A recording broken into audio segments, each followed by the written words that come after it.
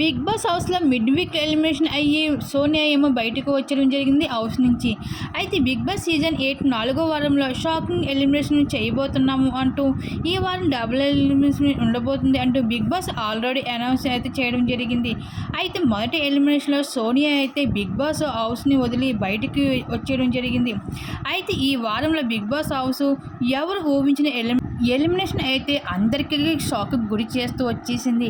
అయితే double elimination భాగంగా ఈరోజు మిడ్ వీక్ ఎలిమినేషను అంటే ఈరోజు రాత్రి సోనియా ఎలిమినేట్ కాబోతుంది బిగ్ బాస్ హౌస్ నుండి.